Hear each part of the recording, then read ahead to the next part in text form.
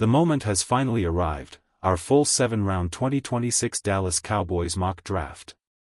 With the season heating up and the draft picture starting to take shape, this is the perfect time to dive into what the future could look like in Dallas.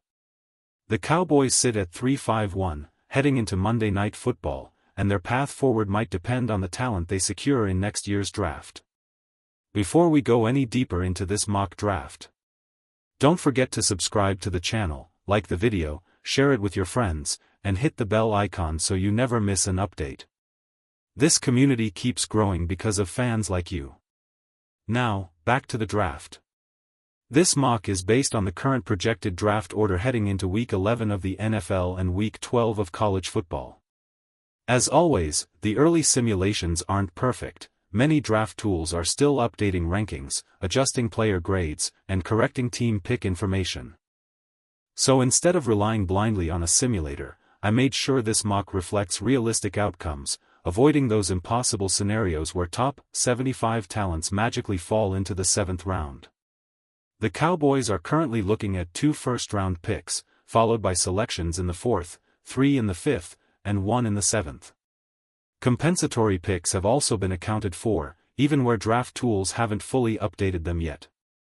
As the first 11 projected picks come off the board, the quarterback run starts early, something Cowboys fans should absolutely hope for. More quarterbacks going at the top means more elite talent sliding further down the board. Names like Fernando Mendoza, Caleb Downs, Arlis Reese, Dante Moore, and Ty Simpson fly off early, reshaping the top of the draft. Clemson's defensive duo, T.J. Parker and Peter Woods, go back-to-back, and Cincinnati ends any speculation about Jeremiah Love landing in Dallas with their selection inside the top 10. This sets the stage for where Dallas begins to make their moves, and the real drama begins.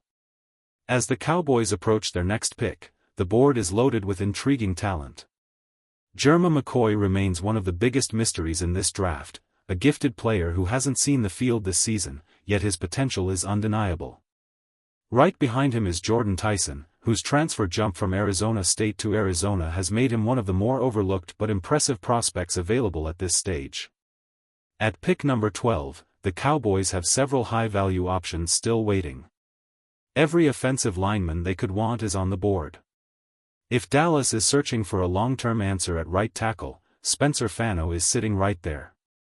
Tight end Kenyon Sadiq is rated high by multiple draft models, but this isn't the moment for a round 1 tight end. Cornerbacks like Mansour Delane and Avon Terrell are still available too, and honestly, Delane's tape might be even cleaner than Terrell's. But ultimately, this decision comes down to the edge rushers. 2 names rise above the rest, Kelrick Falk and David Bailey. Both are legitimate first-round talents, but the Cowboys can take only one. I'm rolling with Kelrick Falk. This isn't about stats. If you're looking at the box score alone, Bailey is the flashier pick, more pressures, more sacks. But context matters. Falk's role in Auburn's defense asks him to do far more than just rush the passer. At times he's practically playing 5 technique, a spot that doesn't showcase his explosiveness the way an NFL defense would. Draft analyst Dane Brugler has Falk ranked 4th in his mid-season update, with Bailey at 14. For maybe a bit high for my taste, but it shows how much scouts value Falk's combination of size, length, power, and upside. At 6 feet 6 inches and close to 270 pounds, he brings the exact physical traits the Cowboys love in their edge defenders. Pairing him with Donovan Ezeraku could give Dallas a long-term duo with enormous potential. He's also one of the youngest players in the class, and when a player with his size, power, and flashes of dominance is still developing, you pay attention. If Bailey were the only one available, he'd absolutely be in play. But with Falk on the board, Dallas takes the higher upside swing. So tell me, which edge rusher would you take in round 1? KF for Kelrick Falk, DB for David Bailey. As the draft continues, picks fly off the board. Minnesota makes their move at 14, Houston grabs Spencer Fano, and the Chiefs snatch up Avon Terrell at number 17. Cassius Hall, despite his arm-length concerns, comes off next, followed by Caleb Banks far earlier than expected at number 19. Now we look at what's left. Mansour Delane is still sitting there, a player I've always loved for his instincts and toughness, even without prototypical measurements. The top linebackers remain available as well, though notable that Anthony Hill Jr. didn't crack Dane Brugler's top 50 this cycle. And at tackle, Caden Proctor and Francis Mauigoa headline the remaining group. The board is wide open. The Cowboys have options, and the draft drama is far from over. With the draft board unfolding the way it has, the Cowboys now face a critical decision in the trenches. Between Francis Mauigoa and Caden Proctor, it's not an easy call, both come loaded with potential.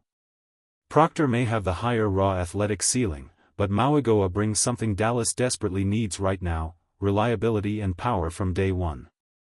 A former 5-star recruit and an immediate starter at right tackle for Miami, Mauigoa has handled elite pass rushers without giving up much ground.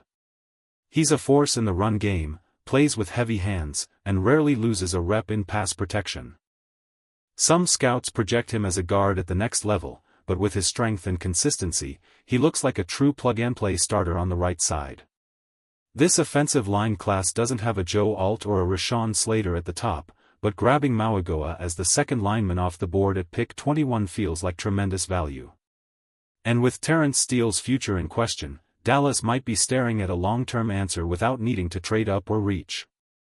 If the draft actually played out with both Mauigoa and Proctor still available, Dallas would have a tough but exciting choice to make. Proctor shows flashes, but too often the tape brings back memories of Evan Neal: big traits, inconsistent execution.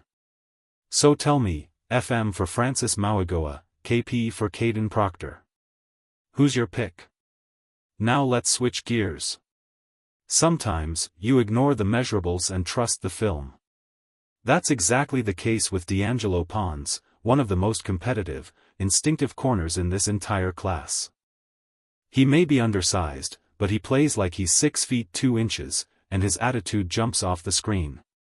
He's lined up outside at both James Madison and Indiana, proving he can handle physical receivers despite not having prototypical length. If his arms measure shy of the Cowboys' usual thresholds, he might not fit their traditional mold, but his production is undeniable.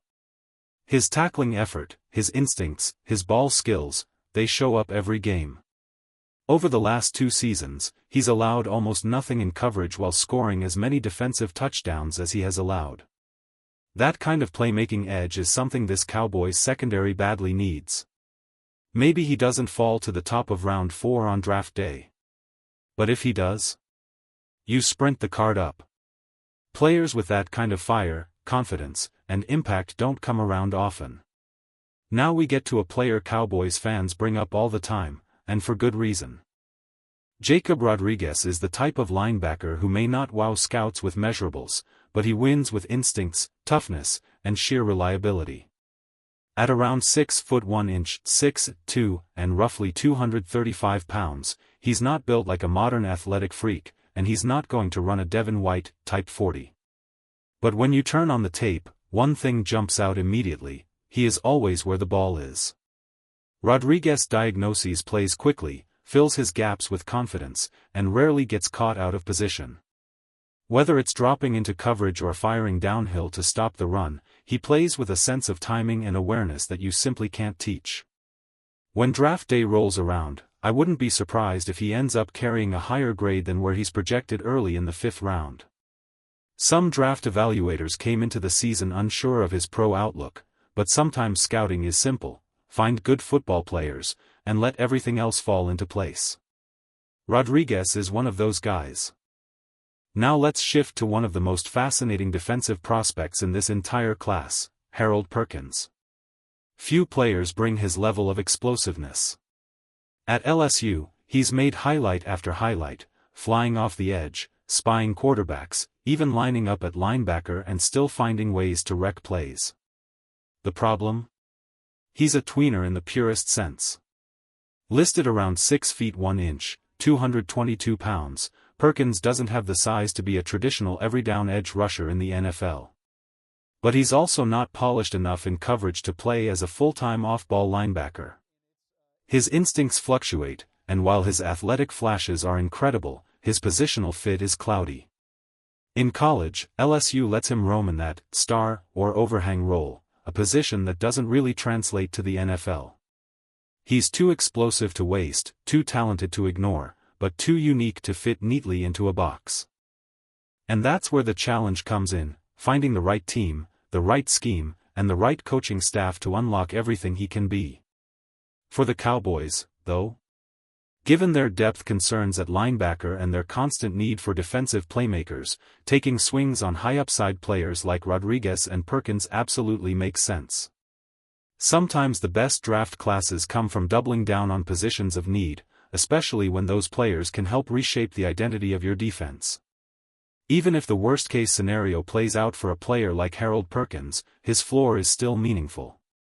With today's NFL placing so much value on speed and versatility in the kicking game, he could easily become one of your most impactful special teams players while your defensive coordinator searches for creative ways to move him around. In the right system, he could become a true matchup weapon.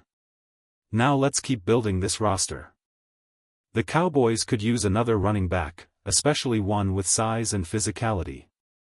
That brings us to Le'Veon Moss from Texas A&M, a talented, powerful runner who flashes real starter-level ability when healthy. The concerns are clear: he's never completed a full season, and the off-field issues early in his college career raised questions. But when he's on the field, he runs with balance, explosiveness, and a frame that fits what Dallas traditionally prefers in their backs. This running back class loses steam quickly after the top names. Players like Jeremiah Love and Jadarian Price rise above the rest, but once they're gone, the depth becomes thin. That could allow Moss to slide farther than his talent warrants. In a class like this, adding another veteran in free agency still makes sense, but taking a swing on Moss here gives you a high-upside option with real potential. One spot I hoped to address earlier was safety, but the board just didn't fall that way.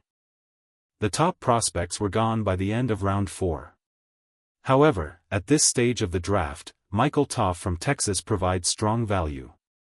He isn't the most explosive athlete, but he's experienced, smart, and battle-tested. Texas leaned on him heavily across multiple seasons, and that kind of trust says a lot. His PFF grades probably oversell his impact a bit, but he's dependable, tough, and plays with the kind of discipline coaches love. If his athletic testing holds up, he could easily carve out a role on special teams and as a depth piece in the secondary. With that, the Cowboys close out a draft built on toughness, upside, and defensive identity.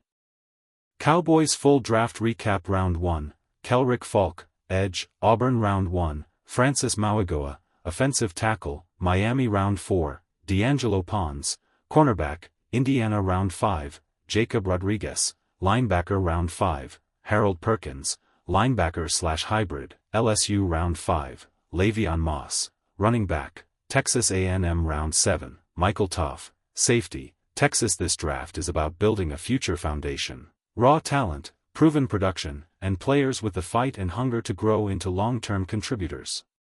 So be honest, how would you grade this draft class? A, B, C, D, or F? Drop your grade.